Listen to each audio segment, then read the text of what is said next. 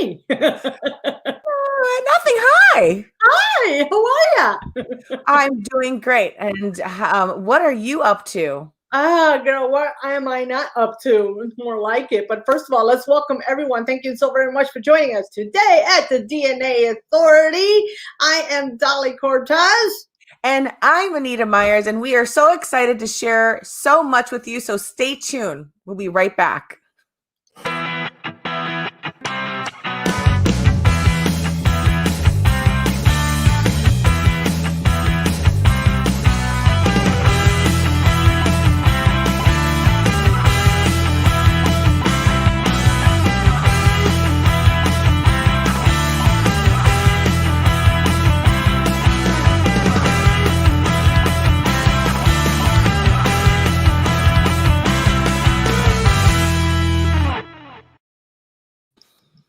Hey there. Hi. How are you? I'm getting used to this thing, looking at the different things that are available. So let's get back to what we are talking about. This whole week has been filled with so much information, and we are moving and grooving like crazy. That Oh my goodness. No, we literally just hopped in and went right on. So here we are, folks. Hi. Today is Wonder Woman Wednesday, and here we are doing our thing. yes, here we are doing our thing. And today I'm really excited because we have a great guest. She has joined us before, and it's great to welcome her back on the new platform, don't you think? It is. It is. I mean, it's let's talk about the story of how that all took place before we get her on, because we've got some things to share. Real quick, the guest that we have on, what was really cool was once upon a time when I was a little girl, I used to listen to the radio, and I think about how entertainment grew from listening to records, listening to radio. Eventually we had television, and now we've got everything. I mean, everything. So one of the things I used to do as a little girl, besides listening to music on the radios, I used to listen. I grew up, got a little older, got into my teens, and I was listening to talk shows that were on the radio. And I eventually, being from the Chicagoland area, everyone would listen to either Howard Stern or Mancow Muller. If you're from you're listening to those types of shows. And whenever I listened to any shows like that, where they had a team of people or there was a female in there somewhere, I used to listen to it and say to myself, I could do better than that. I could talk better than that. I want to, like, as a child, just dreaming about having the opportunity to get on. So one thing led to another. And no, I'm not in that echelon as of yet, but I know that I had an opportunity where there were a couple people that thought, you know what, we like Anita's personality, let's get her back on. And it was a live stream talk show. And one of the people that came on board, it was a friend of mine who's part of the business group that I was in. He was leading it, Jeff Levin. Thank you so much, Jeff Levin, for thinking of me. He had me on his show that he was talking every day, but he had me on every Tuesday. And then eventually he tagged me to a woman that was looking for an opportunity to have some co-hosts with her. And she called her show Taco Tuesday. And so it was just a really cool name. I really enjoyed it. And that led me to where I am today, talking in the mic with my girlfriend, Dolly. Yes, it did. Yes, it did. And you know what? We've been having lots of fun. But Anita, you know what? I'm gonna put the what do you call that? The light on you right now. You have a lot of things going on. And I know tomorrow is a very special day, and I know we want to go into a lot more detail a little bit, but can you just give them like a quick what's the deal tomorrow? Yeah, sure.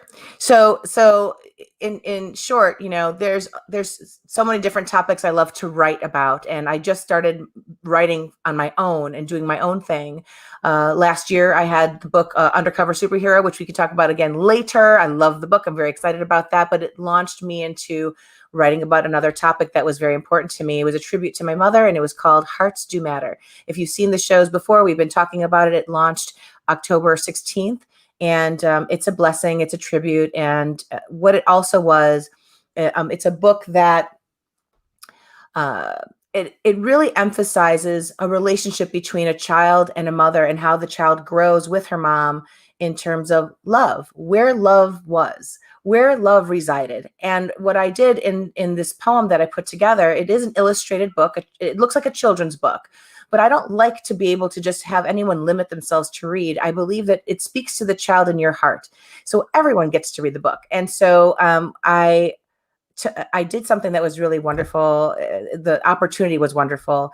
And that was to be able to do a podcast that's going to be aired. It's actually starting right now, but it's for tomorrow. Tomorrow's a very big day for the organization of Children's Grief Awareness Day. That is for tomorrow. However, I think everybody can understand that, especially in this year, we've had a lot of hardships going on, and we know throughout our lives the different stories that take place where there's lack of love, where there's loss, where there's things that take place that it affects the adult so much. We talk about it, we see it on the news, but we don't always take a moment to look at the heart of a child. I don't even think I could say a full sentence about the way I feel without starting to get emotional, because I know I'm already trying to say something about it and I have to slow myself down. But well, it's okay. I mean, it's, of course, I mean, look at what the topic is. I mean, that's completely understandable. Right. And I know that you have something that you put together that we're going to show our viewers in a little bit. But I just think it's really beautiful that you have taken the time to really put this and your kindness and the love that you have put to it. And it all started because the relationship that you had with your mother.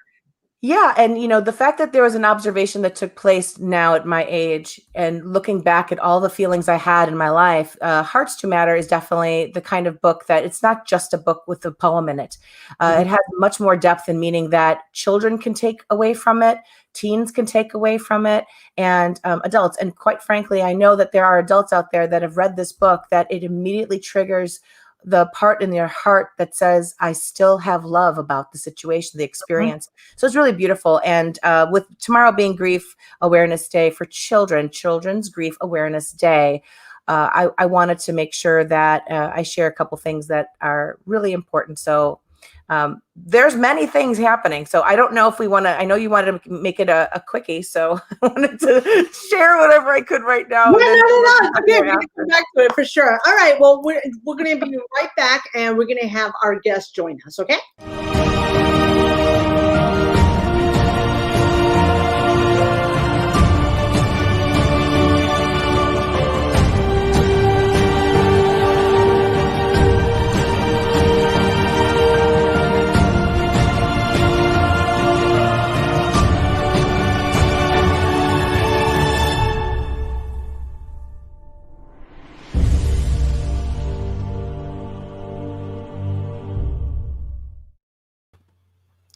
I really love here. Hello, Lynda. So there we go. Hi, Lynda. How are you? I didn't realize you were popping right in the middle of the. Me neither. Here I am. I'm just part of the commercial. Here's Lynda West, better known on Facebook as Lynda Sunshine West. She brings so much sunshine. Yeah, I used to say that when I was a child, when I was a baby. I used to always say, "You are my sunshine." Aw, that is cute. So welcome, Lynda. Welcome. How are you? Oh, I'm doing great. It's funny you reminded me of the Taco Tuesday. That was a lot of fun. I didn't keep doing it after that first season, but that was a lot of fun. I really enjoyed that. That's how Anita and I really got to know each other, because you meet people on Facebook and you don't really know who they are until you have deeper conversations. And so I really love what you're all about. So thanks for bringing me back. Thank you. What you don't know, Lynda, is that I was trying to steal Anita from you from the beginning. I think I do know that. I just intuitively speak.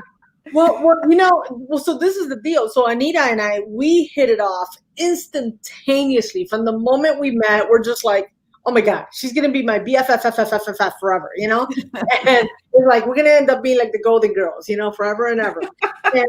And it was so funny. I mean, we just couldn't hit it off. And so I had a show before as well, and I really enjoyed it, but I had stopped that show ended for whatever reason. And then Anita's in my life now, and I'm like, I just love this personality. I love her energy, and I could see myself having a show with her. So I told her, and she goes, oh, but Dolly, I just started this Taco Tuesday. I'm like, okay, No problem. When it's over, come to me. I know you did say that.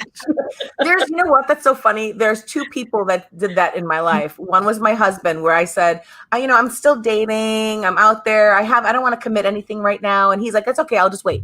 When you're done, then you'll come and be in my life. And sure enough, I mean, that happened instantaneously. And there's now the same thing. There you go. I didn't even That's realize awesome. it's the same. Yes, that's what I did, because I just knew it would be a great plan. We have that great balance here. You know? Wow, that was incredible. Lynda, we are excited to have you back today. We're going to be talking about the power of influence. And I want to know from you, my dear, first of all, if you could just share with our listeners and our viewers a little bit about you, who you are, what you do, and how does the power of influence come to play in your life? Oh my God, what a hugely loaded question, right? Like you live so many years through life, then I had to go through this whole story in my life and say, which one do I pick? Which one do I pick? But it's been an interesting journey for sure. Life is a journey, and they talk about. I've just recently heard about goals, and when we set goals, really it's about the journey that we're on. Because once we attain the goal, what do? We set another goal. It's like we never really celebrate all that we've accomplished unless we actually take time to sit down and do that. Well, when I was 51 years old, I ended up hiring a life coach, and I'm going right into that because that was really important piece of my life. I didn't realize the previous 51 years that I had been unhappy, and I didn't realize how unhappy I was until I worked with a life coach and I became happy. So sometimes we don't know what we're going through or what our life really is like until we experience something that's on the opposite. And I'm talking about that because today's topic is we're talking about influence, the power of influence. Now, we all have influence. Every single human being has influence on something or someone. It's how do we use that influence?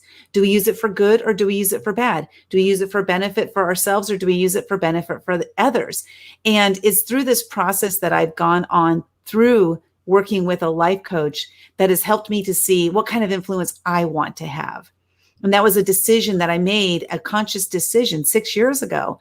And I have this personal mission, my personal mission in life, which a lot of times our missions that we have are stemmed from the things that happened in our life that cause us to go the opposite direction. So my mission for the rest of my life is to have as much fun as possible, hanging out with positive and uplifting people who are making a positive impact on the planet. And that was so important for me because I had spent so many years around negative people who were not really into making a positive impact on the planet. And guess what? I became that person too, because that's who I was with. We're a reflection of the 5 people we hang out with the most. Well, if you're unhappy, Jim Rohn, I know that one well. That's right. It's a great one. It's so true. And it might not even just be the five people. It might be 10 or 20. That's not the point. The whole point is that if you're unhappy, look around who's with you, who you're around. And if you don't want to be like that anymore, go find a different circle, a circle of influence that is going to help to influence you into who you want to become. Because, I'm not the same person I was 6 years ago. Not at all. I'm like totally flipped around, shook everything out, all the negativity out of me. And here I am. Here's the positive stuff. She's like what's bubbling up to the top here. And this is real. This is who I am. I'm like this, except when I'm sleeping, I'm not like this, I don't know. Maybe I am like this. I just don't know. I'm asleep. So, I love what she's saying here because, I think if anyone here who's watching this now, first of all, hello to everybody, and you should definitely share the show. We have 3 major influencers here because we all are involved in the world of life coaching, relationship coaching, and you've got a really great guest here who has a lot of influence on a lot of people. But it makes me think about, I want everyone here to try and think about, there was a time in your life where maybe some things felt low. Maybe the friend circle wasn't so great, or your family circle wasn't so great. Something in your environment wasn't so great. And it took an influence of someone else or something else to have you kind of almost distract yourself, your attention, your emotions. Some of the logic doesn't always come to the foreground until you have an emotional influence that takes place. And when that happens, and you can really pay attention and have that awareness, you start changing because someone else might have the attitude that you need. And you already have the ability to have it. You just haven't been in the circumstances to be free, to share that kind of personality, to have that kind of way. And the reason why I'm saying that is back in 95, I moved back to Chicago from Atlanta, and I was in a funk from the things that have happened in my life. But I moved back here. And the first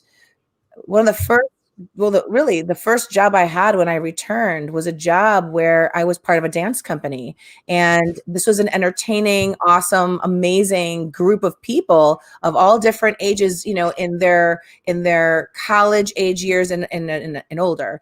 And everybody, it didn't matter their age, it didn't matter their financial status, it didn't matter the color of their skin, it didn't matter anything. It was like this free dance fest that we just all understood one another and wanted the best for others. And when we would go out to different functions, you know, think about how you go to, you know, in Chicago, there's Grant Park, and you go to all these different venues. Sometimes the ice needs to be broken, and bringing in a troupe of dancers that could just get the crowd going. There's something for me in my life, my journey, to be able to be kind of illuminated into that energy and to be around people that all aspired to become something great in their life and to want good for others. Having that environment with me was so great because it had me remind myself that the good things in life are there. And I was kind of placed in that. And I think all of us, whatever your story is, you're going to start thinking about, because I met this person, because I went through this experience, it grew me, it allowed me, because they influenced me. So I really appreciated hearing what you had to say, Lynda, about that. It did take me back to the things I could be truly grateful for. So Lynda, let me ask you this. Why a life coach? Why did you feel, I mean, at that time you said you discovered that you were unhappy after you hired her or him. So why did you go to him in the first place? Yeah, I was, at this point, so I was 51. I had 49 jobs.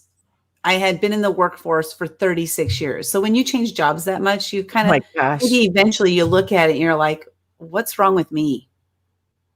Is it me? Yeah. Am I the problem here? Yeah. Yeah. Because I had spent the first part of my life blaming others for my situations. And then this is kind of like when it kind of hit me. I was driving to work, and I was working for a judge in the Ninth Circuit Court of Appeals. So I worked my way up a ladder, and I made it to, like, this was the ultimate job in like all of California for the type of work I did. I was working for the number 2 judge in the entire state. So I made it, I made it. And I hated it. Oh my God. Every day I would just go to work, and I was so bored. I'm a creative person, but I never really knew I was creative until I realized that I was creative, And so I'm driving to work. I'm stuck in traffic like I'd been doing for 36 years before, and going to a job that I was not happy at, like I had done for 36 years before. And I was like, something's got to change. Like what is this whole planet? Like what are we here for? Not what are we here for? What am I here for? Right. Why? I'm a waste. This is what I was really? The conversation. Like your value wasn't there. Like I have no value. I don't even know why I'm here. What's my point? What's my purpose? Right. Yeah. Now I wasn't going to kill myself because I'm too scared of, the pain of killing yourself. So I wasn't going to do that. Isn't that funny? Like I don't want to be here anymore, but I'm too scared to kill myself. So it's not going to happen. Exactly. Well, so I got to work that day, and on Facebook, there was a message, and it said, it was in a Facebook group. I didn't even know the woman, but it said, I'm a life coach. I took some time off and I'm ready to get back into it. I'm looking for 5 women who want to change their life. And I was like, oh my God, this woman's talking to me. Like she was talking to me. And I reached out. I was like, I'm in. I don't know how much it costs. I don't know what it's going to take, but I'm in. I got to figure this out. So there was something like I got hit over the head as I was driving to work that day. And that was that decision. Now, here's the thing. She could have done that message and I could have never done anything about it. I could have not taken any action on it, but I chose to take action and made a decision to find out what this was all about. And then the rest is history, as they say. Yeah, no kidding. You really reminded me of what I was going through, because I started my journey in 2014. And I realized, I didn't hire anyone, but I realized how incredibly unhappy I was because I just felt like I needed to vent and I wanted to like, I just needed to like escape. I felt like this weight over my shoulders. And I did. I escaped. I escaped to Puerto Rico and I took a month off. And I took my computer with me and I just started typing and typing and typing. And by the time I was done within that month, I had written almost 12,000 words. And when I went back and I read them, that's when it hit me how incredibly unhappy I was. And that's when the trajectory of my life took a different turn because I just changed.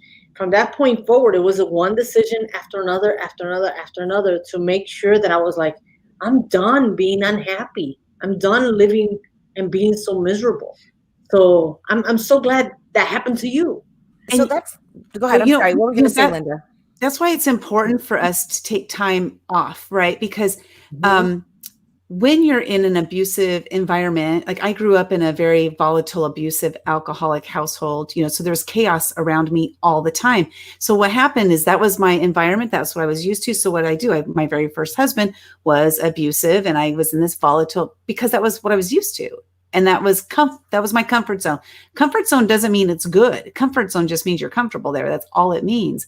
Yeah. So what I didn't, as you go on through life and things change, it's when you take that step and you step out of that environment, whatever that environment is that you're in, that's when you can actually look down at it and say, oh my gosh, this isn't what I want. What am I doing to myself? Why am I allowing this to happen? And that's when we take a step back and we either make a move to get out of it or we make a move to go back into it. My mom, I remember it was 5 kids. I was number 4 of the 5. And my mom packed us all up. We had a brown paneled station wagon back in the 70s, and we had 2 dogs, 5 kids, and my mom. She packed us all up, put us in the car, drove us to the bank, and she was going to go into the bank because back in those days, you had to go into the bank to get your money. And she said, I'm going to go in the bank. I won't be gone very long. If Dad shows up, don't let him in. That was it. That was our instruction. Well, guess what? My dad showed up and my brother let him in.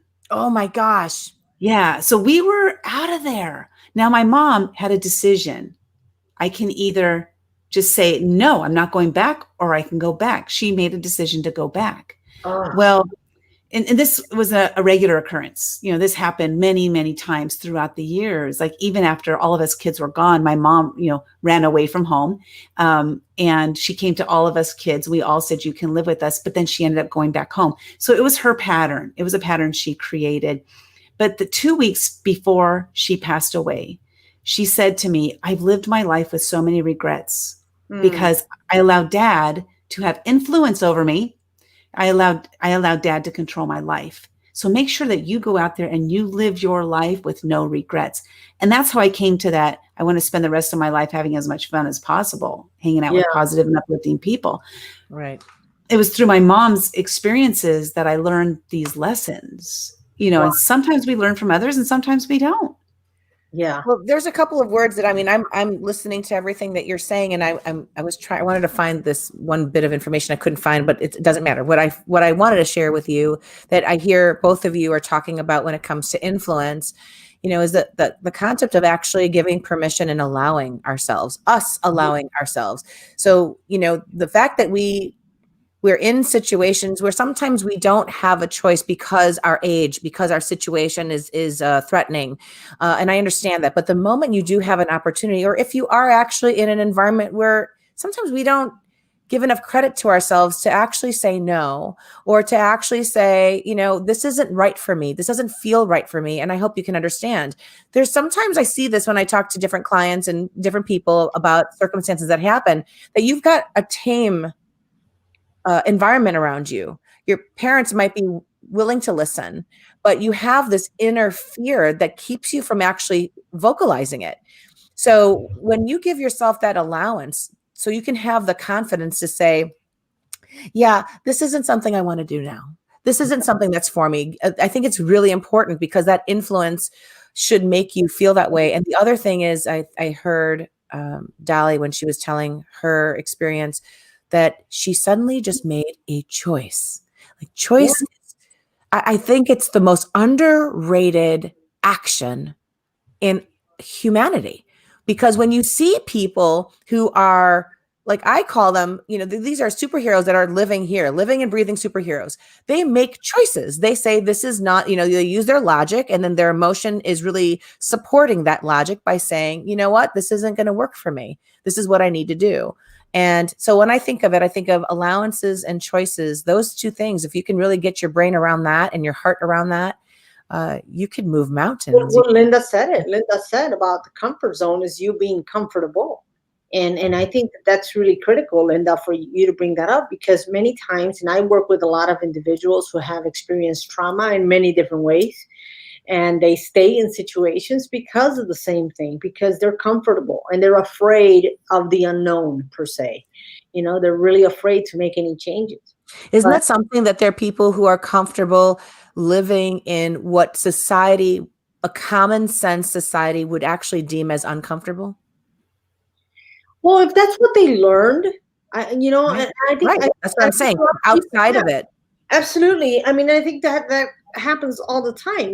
Like Lynda's case, you grew up in this type of negative environment, so that for you was the norm. That's what you lived in. Me, I didn't grow up having that type of environment with my parents, but my relationship with my husband was toxic. I mean, it was a constant problem, constant. It felt like walking on eggshells all the time. I would call him a light switch, because he could be fine and 10 seconds later, he wouldn't be. And for me, it was the point of saying enough. I've had enough.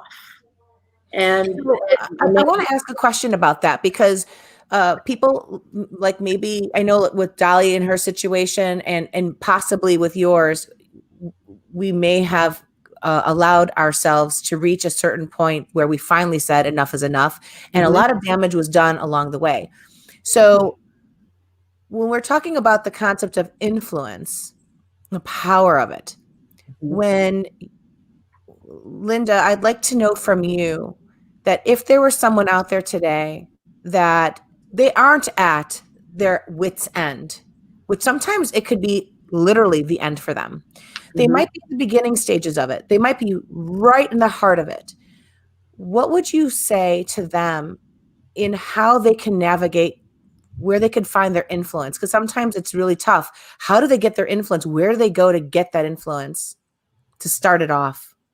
Yeah, that's a lot of questions in there, really, because we can find our influence within ourselves. So that's the first thing. Now, to get there, it takes work to realize and to trust in yourself and to believe in yourself, to get yourself to realize that I can have influence over myself. So I'll just share really quickly on that. One thing I realized is so many people, including myself, the most common phrase I hear a lot of women say is, I'm my own worst enemy. Now I hear men say this too, but I'm a woman, so I'm going to talk from a woman's perspective. But so many women say, I'm my own worst enemy. How many times have you said that yourself? What if you were to change that and become your own best cheerleader? So this is your number one fan. So what's awesome about this is that you are always with you. So if you look out to the outside to look for that influence, or you look to the outside to look for that motivation or that inspiration, or to look for that cheerleader, if you need the approval from somebody else, and maybe that day they're not feeling it themselves, maybe that day they don't have enough to give, maybe they're holding back, maybe there's something wrong with them that day. You can't control anything with them. But if you can tap into your own cheerleader, like I was a cheerleader when I was like 7 years old, I had those little pom-poms, orange and banana and all this, whatever. And, those little weird cheers that they had. I want to hear that cheerleader on, if you remember it. I want the orange and banana cheer. No kidding. It was like, wait, okay. California oranges, Arizona cactus. We think your team needs a little practice. The team is in the huddle. The captain raises his head. We all jump back in. This is what we said. We got it. ROHR, something like that. I can't believe I remember that. That is so important. You know what? That is influence, because you have that in your system still today. Oh my God. still in 50 years yourself. later. I love it. That is so funny. But we can tap into it. So this is for me, after I hired my life coach and she helped me to see that, yes, I do have value. And I'll share, like, you mentioned earlier, Anita, emotion, like you get emotional when you talk about something. There's one thing that really gets me emotional. And that is when I remember that exact moment that I discovered I had value. I was 51 years old. Yeah. I was sitting in a conference room and there were about 12 women sitting around this conference table. I was attending a workshop for business, and I'm attending this workshop and the lady asked a question, the lady putting on the workshop. And for the first time in my life, Wow. I raised my hand to answer. I had never done that before. I had too much fear. So I never did that. But I raised my hand and I stood up. I don't know why I stood up. Nobody else stood up. But I raised my hand and I stood up and I answered the question. And I was shivering, just like shaking. My whole body was just going through this crazy buzziness, And I sat down, terrified. And the two women sitting next to me said, "Oh my God, that was brilliant. Will you repeat it? I want to write it down." Wow. And so I repeated it and I sat there in my chair and I stared up they had like these light fixtures up there. And I stared up there and to myself, I said, wow, I have value. From this moment forward, I will share my voice every opportunity I'm given. And I haven't stopped. Huge. That is huge. So now I have to ask Anita, do you remember when you felt you had value? Because I know when I did too. And that I didn't think about it that way until you said it now. Awesome. I think from what I was really thinking about, I was relating some of the things to me and where was I and what was that about? And I think in my way of really understanding me, I believed that I had value. I really believe that I did. I was that child that thought I was a superhero of some kind, watching Wonder Woman, wanting to mimic that, wanting to be in entertainment, the hairbrush in my hand, ready to say something. I felt that I had value, but I think that my story was more where I believed that the environment around me devalued me. They would always, the wording, the messaging had said, no, you're not that valuable. No, that's not valuable. Anything you said was not good enough. And even if you got an A, it was not the A we wanted. It was not the smile you were supposed to give. It was always that it was lesser than. It was always a less than feeling. Yeah.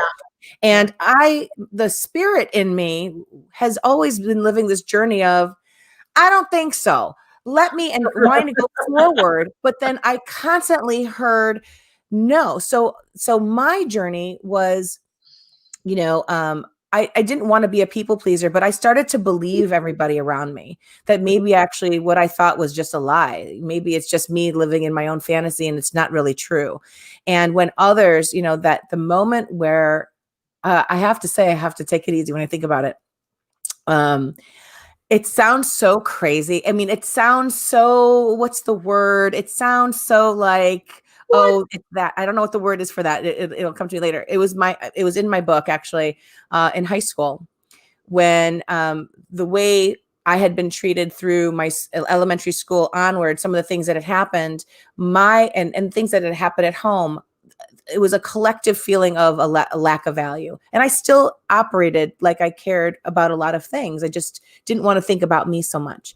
And when the point came down, even now, some of my friends say these things and I still feel a little weird about it. But when I was elected to be on homecoming court, blew my mind. I'm like, what? And I seriously thought it was a joke. I really thought it was a joke. I couldn't understand the equation of it. I knew who was popular. I knew what everyone saw. I was just glad to be alive in the school and just get through band and everything else. And so when they announced my name, it would appear as if it was a pageant cry because I literally fell into my hands and bawled. And I couldn't even, it wasn't that. It wasn't like I worked so hard to get to this position. It was, you've got to effing be kidding me. This is so overwhelming. So to know that there were even votes that mattered, that actually said my name, I think that was such a shock of a century for me that when I go back and think about that moment, no one knew that story. They just saw the girl that seems to have it all. I guess maybe some people have said like, oh, I would have never imagined. Yeah, well, but that was a most meaningful thing to see that anyone would have voted for me, let alone, I would have been happy if one had thought something of me, but to know that happened was overwhelming, too overwhelming. Well, I'll tell you this, I had two moments, and one of them, I was a freshman in high school, and as a freshman, I've always been a good student. I've always been studious. I've always loved reading. I've always loved, school. I always had enjoyed it. And here I am as a freshman in high school. And it's the first semester, I guess, or trimester, whatever it is. And the grades came out. And my homeroom teacher says, Migdalia, that's my legal name. I didn't know you were that smart. And I was like, why? And she's like, look at your grades. I had not seen them yet. And they were all A's. And I'm like, oh, okay. And for me, it was like, it's not a big deal. But for her to say that, to me, it was like, okay, you know what I mean? That was kind of like the first piece. But for me, I accepted it. But it was something like, okay, someone is valuing me. So that's when I felt it. That's the first one.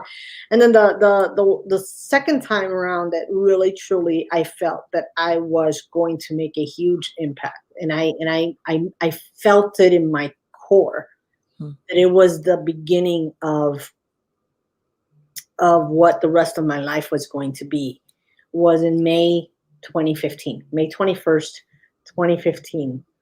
And that was because I did my book launch on the first book. And here I am in front of over 700 people, and I get to speak. And I energized that room. And when I was done speaking and all the other speakers were speaking, everyone just got up and they were applauding like crazy. And I got approached by so many people, and they just wanted to take pictures with me and talk to me. And just that experience, I felt like my life will never be the same again. And it hasn't.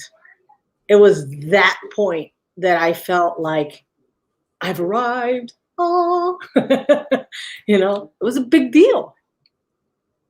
I want to ask you, Lynda, about when we think about these stories that we're sharing, and there's plenty more. There are plenty more. We could just sit and talk about this for a long time. There's so many influences. But I want to ask you, Lynda, who would you say is your greatest influence today? That would be my mentor, Greg Reed. Yeah. Greg has been instrumental in my life. And that's what's interesting about it. He's been instrumental for many different reasons. One of those reasons is because when I first started hanging out with him, he had this sort of feeling for me of my dad. Not that he was like my dad or anything, but there was something like a about father him. Figure type of thing?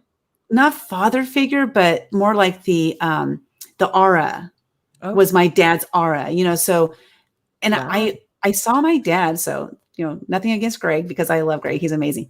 So I saw my dad as a monster my whole life.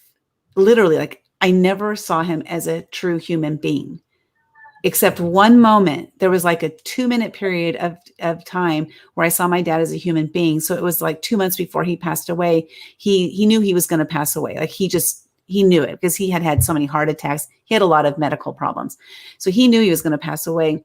He called me over to the house and he said, I want to just go over everything with you. We had this whole binder for everything that needed to happen after he passed away. He was really organized. He just wasn't the nicest of people, let's put it that way.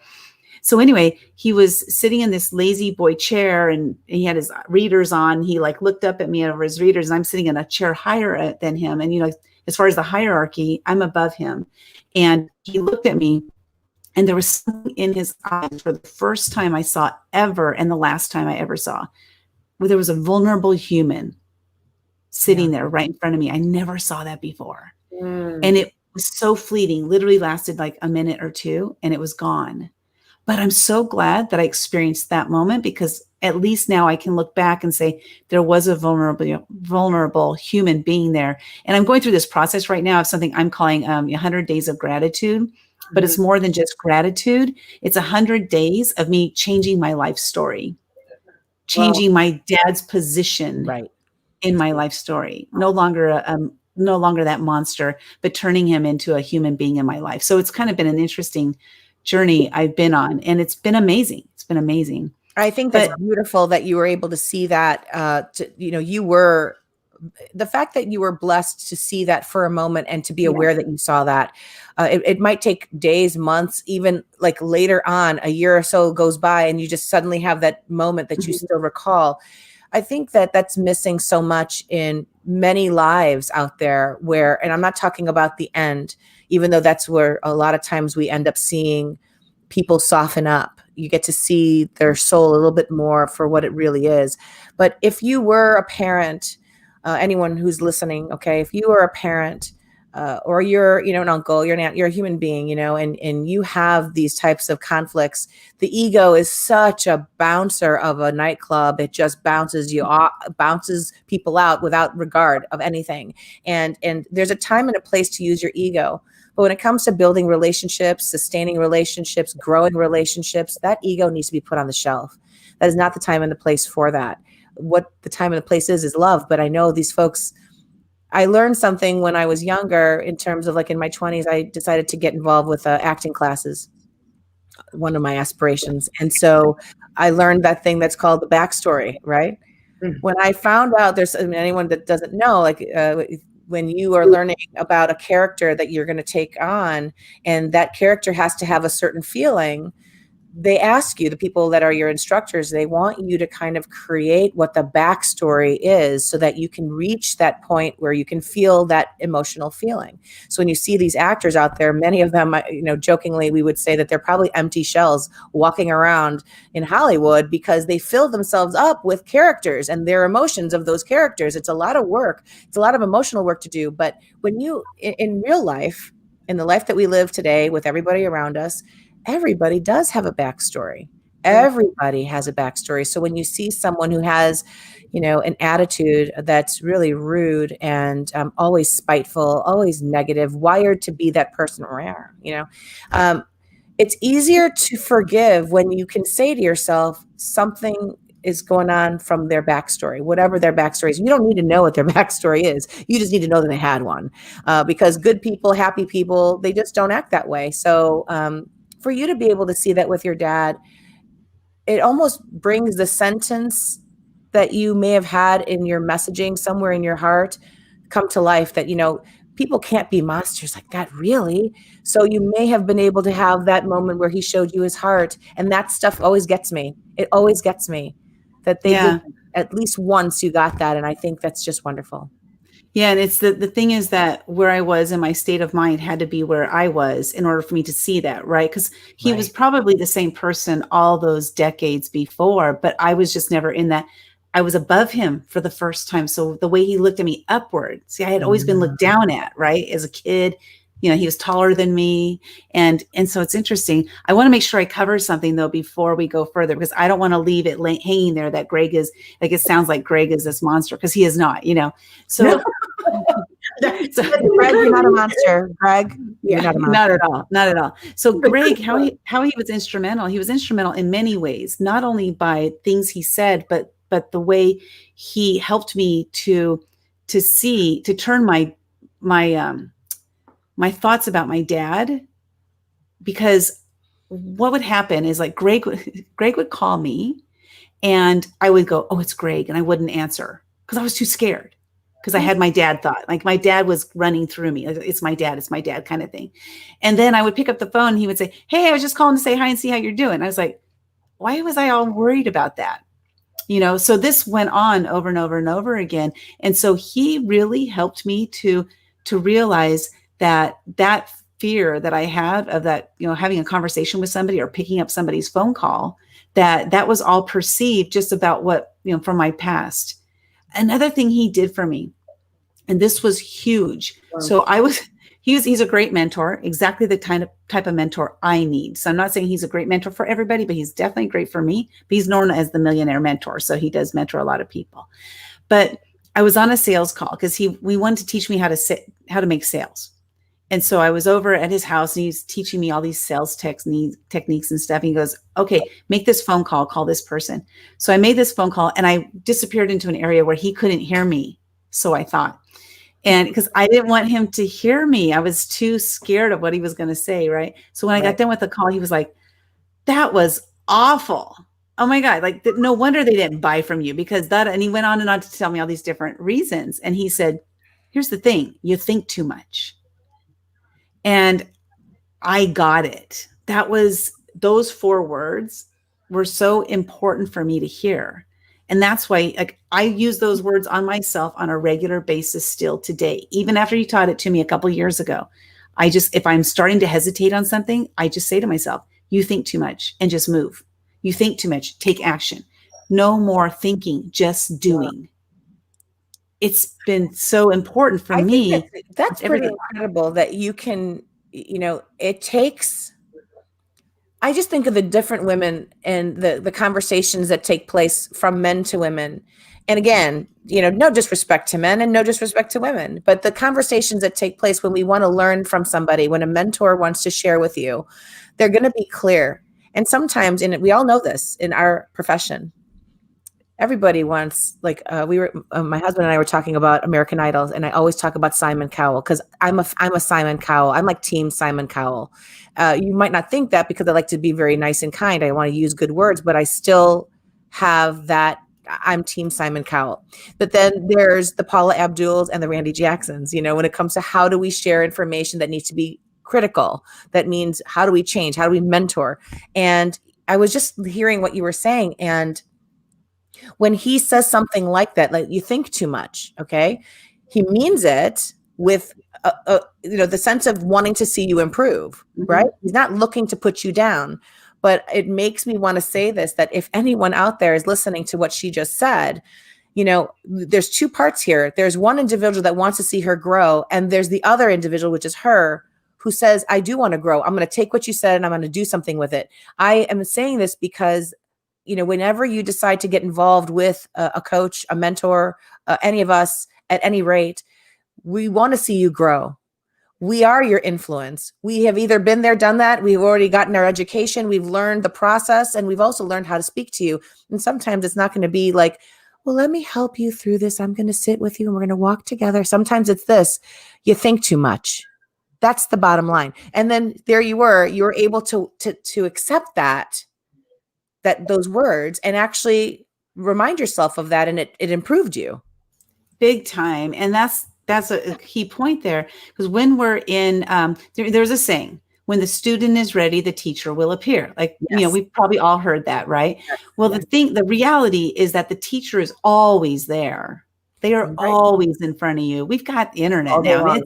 Right. So if you're not ready to hear what the person is saying, then you're not going to hear it. And how many times have you experienced this yourself? Like say you tell your spouse, your husband, your friend, or whatever, you tell them something, and then you tell them the same thing, like say a week later, you tell them the same thing, 3 weeks later, and they're just not getting it. But then 4 weeks later, somebody out of the blue that they just met at the grocery store tells them the same exact thing you told them. And they're like, oh my God, you should hear this earth-shattering thing that this person at the grocery store told me. I'm like, I've been telling you that for 4 years. It's because they weren't ready to hear. I was the teacher, but not for them. It was the grocery store person that was a teacher for them. So here's the thing. It doesn't matter to me. It doesn't matter when I hear it or when I learn it or who I learn it from. Like, I don't take away from somebody who gives to you. Okay. If I'm too worried about, I've been telling you that for years and you never heard me, then I'm too ego-centered. Like, get out of it. It doesn't matter. The point is that they learned it. Right. The point is that they learned it. It's, your viewpoint is absolutely key when we look now. Let's just a reminder to anyone who just joined on and is watching it right now. And they're like, what are you talking about? We're talking about influence. And when it comes down to the power of influence, you need to be able to receive it. And just like you said, Lynda, gosh, teaching points are all around us all friggin' day long. I could hear it in the music. I could see it in the sunlight with the birds and the bees and the trees and the cars and the messaging. You know, it's there. It's there. But you have to be open to it. You have to let go. And I think one of the things I know that whenever I want to talk to anybody, I always want them to get rid of, like, I want to say this properly. I just want them to get rid of the excess things that are in their mind that's negative, all the negative stuff. So I always say, like, take a dump. I just want an emotional dump. Just get rid of it. Okay. I know. Sorry. I don't think it's inappropriate though. I think it's okay to say that. But, you know, I just really want them to be able to just, you know, call it a detox, whatever you want to call it. But you have to get all of that other stuff out so your ego can slowly take a rest. And that opens you up to, like, oh, I call it stories, Anita. Our head is full of stories. Yeah. And you know, if you can all these wonderful gems are hidden inside there, and we don't get to look at that because we're too busy, like, kind of riding that hamster wheel of all these issues that we don't really need to be addressing. So I think influence is great to have in our lives. And if we could just pause ourselves a little bit, we'll actually be influenced by quite a bit. Well, yeah, and somebody's sitting there right now saying, well, how do you do that? How do you do that? Well, here's how I did it. I remember exactly, like, it was right after working with my life coach, and I started to make these changes in my life. Well, first of all, mine was also, Dolly, it was November of 2014. That's when I left my corporate job. August of 2014, I hired my life coach. And, you know, so it's a lot of shifts happened actually in 2014, because as I talked to more and more people, I was like, but I made a decision. And again, it's all about awareness. First, you have to become aware. That's the first thing. If you're not aware that you have something you want to change, then you're not going to change it. So you have to be aware. And then you have to make a decision. What am I going to do? Now I have this awareness. What am I going to do? So I made a decision, and this was a tough one. And boy, did I get tested on it. Here was my decision. It was about 6 years ago. I said, I am open to all criticism. That's a big one.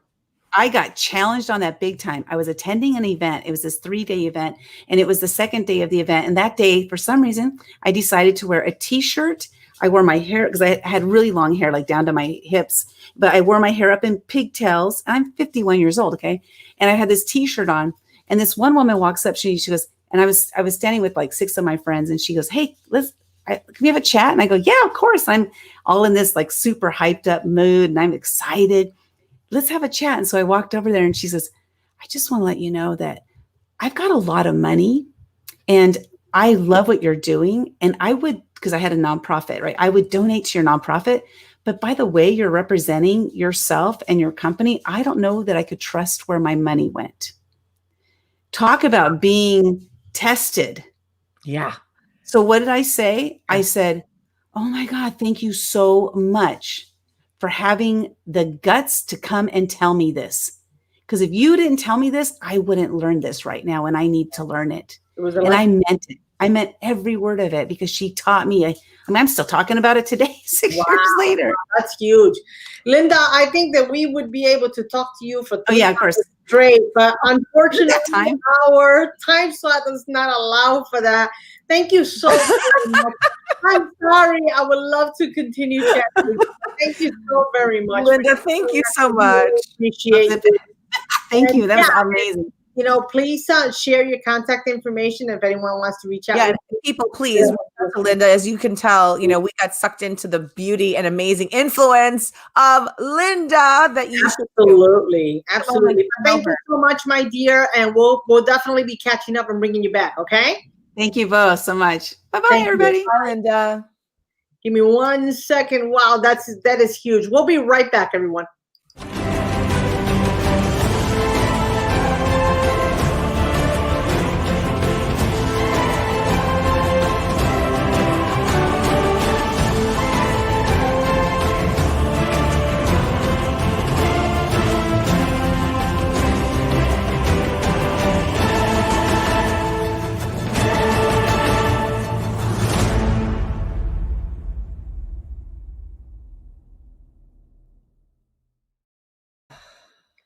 You know what? What? Can I just tell you, Dolly, that when I when I hear that music in your commercial, I am on a field in Ireland riding a horse, and my long hair is flowing in the wind, and I'm going to reach my castle where my king lives with me. I love the music so much. I'm like, I'm fired about it, and I'm home here. Well, I'm so glad that the music inspires you. I did it just for you. So inspirational. I want like a fan to blow my hair as I listen. Hey, we can arrange that. We Oh, can make that happen. You know, I do love your information on the commercial as well. oh yeah, thanks. I love it. I love it. I love it. I love everything I that. love yours. You're so funny because mine is like da, da, da, da, da, da, and yours is like oh. I don't even know what mine is. So I have to different. go back, but like I think I know mine is. I do want people to feel a breakthrough. So hopefully the music I love does it for them. for me, it's just peaceful, it's soft, it's a breath of fresh air. Yeah. That's what I want. That's what I want to be. That's what I want. And you are, but darling co-host, dear greatest friend ever. We're almost out of time, and I want to give you at least 30 seconds to talk about this beautiful book, which I'm going to share the screen. Maybe. Can I share it? Can I share it? Here it is. Oh, my bundle. Oh, yeah. So this is okay. Can anyone hear me? Because this is, this is not cutting my voice off when we have the picture up, right? Correct. Okay. First of all, my daughter took that picture on her own. Isn't that just a beautiful way of, she just put it in the beautiful lighting. She got the candle. She put it on I just love that. So thank you so much to my daughter for putting that little picture together for me.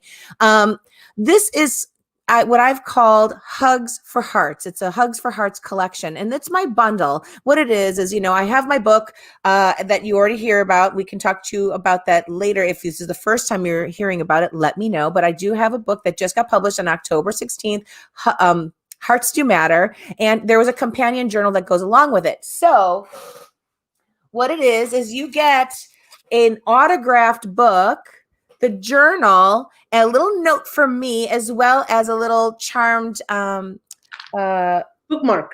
Thank you. A charmed bookmark. And it comes this really adorable, beautiful little bag as a gift, because here's the thing. The whole point of getting this out there is because I don't know if anyone really sits and thinks about these situations. When you lose somebody, we spend a lot of our time in lack, in loss. And I did too. I lost my mom in 2005 to Alzheimer's, my father to cancer in 2015. I know people have been losing their friends and loved ones over the years. And then you've got 2020 with all the things that are happening. We've had a lot of loss there too. Regardless of when or how, loss is really a heavy burden on our heart. And what I did for this book is, through illustration, to be able to give you a poem that has you reconnecting to your own experience and realizing all the love that was there and that still exists even after it seems, when life is moving on and you're transitioning to the next thing, that love still exists. And there are things that you can do, and there's things that you can see, and you can still appreciate and still keep their essence and their energy alive and well with you. So please, Anita, share your information where people can order that new package, Hugs Do Matter. Is that the Hugs collection? How do you call it? It's a Hugs for Hearts collection, and all you really need to do to just keep it simple is show me your interest by just putting #hearts in the comments, and then I'll touch base with you individually, and I can get these. What I'm doing right now, it's a limited number. It's not going to be something that I have umpteen amounts on. It's just limited for the holidays. I think it's a great holiday gift that you can give to someone that you know who has lost someone, even if it's someone who has lost someone years and years ago, but they're still living with that hole in their heart. My aim is to hopefully help them seal the heart and illuminate it into a place where love still exists. So all you have to do is send an email, or I'm sorry, do a #hearts to me, and I will touch base with you personally and let you know how we can get this item either to you, or you could have me send it directly to the person you want to send it to with a note. And the cost of the item of the bundle is $35 plus shipping and handling. So I think it's a great opportunity for you to have a gift like that to give to somebody. Normally we always give things that they want, and they, you know, that's all fine, but maybe you can give them something that their heart needs a little bit more.